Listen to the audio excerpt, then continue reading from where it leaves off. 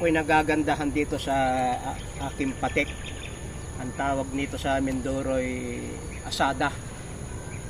Yung asada ay walang tilos dito, yung may tilos dito asarol. Ito ay asada na talagang bakal at matalas oh. Pag kayo kukuha ng pantrabaho yung medyo malapad saka medyo mataas. Pag panggamas naman kahit yan ay kwan lang yung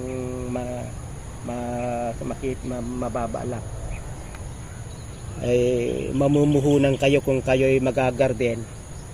Mamumuhunan kayo ng magandang panghukay sa lupa sapagkat na tingnan ninyo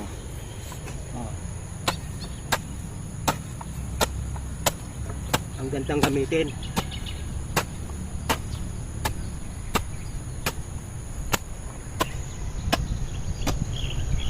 So pinapupuluhan ko doon sa mga tauhan ko. Dalawa yung inutusan ko ay hindi man lang.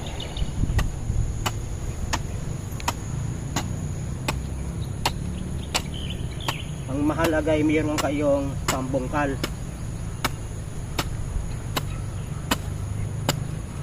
Yan. Kaya aking sinakantala umuulan. Pag umuulan, madaling madurog.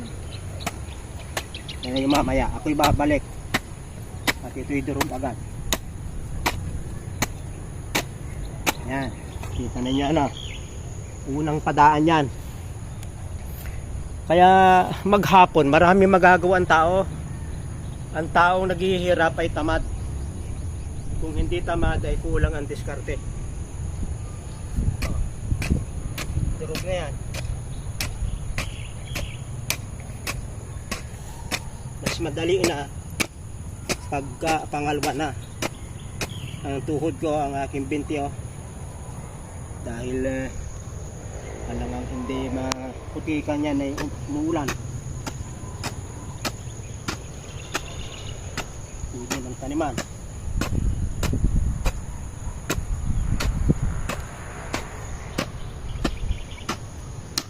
Yung ipinagawa ko sa kanila ay inuulit ko ang babaw. Makaraos lang.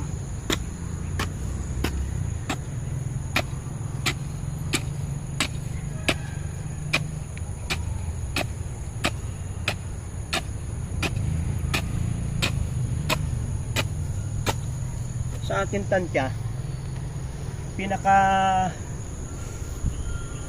trabaho ng taong pinakatamad 5 minuto yung isang plat sa 2 balik.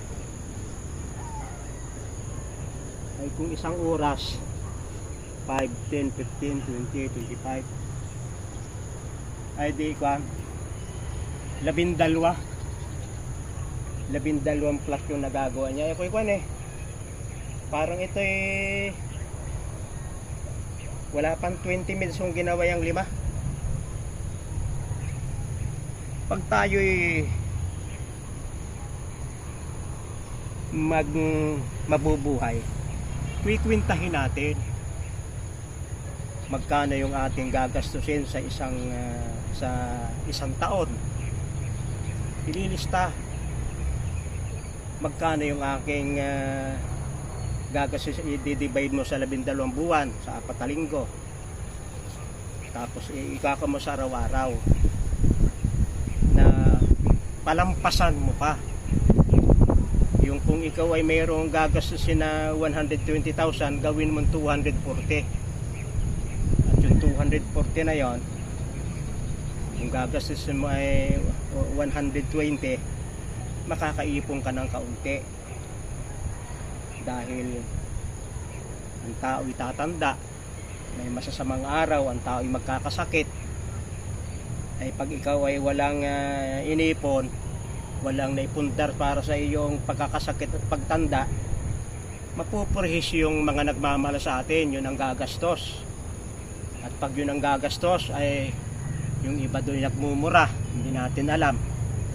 Napakatamad niya walang iyaan niya yan niya magkasakit, wala niya nagagastos. Kaya kwikwintahin natin yung ating buhay.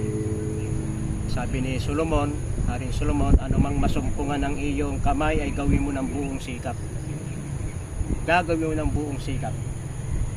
Ay talagang ako'y maraming ginawa doon. At hindi lang itong aking trabaho, ito'y isa lamang sa aking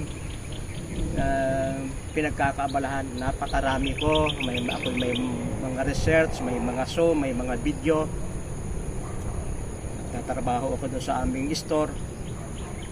Ito'y may time na ako'y sumasaglit-saglit, at pag ako'y sumaglit, talagang ang gawain ay aking dinidibdib.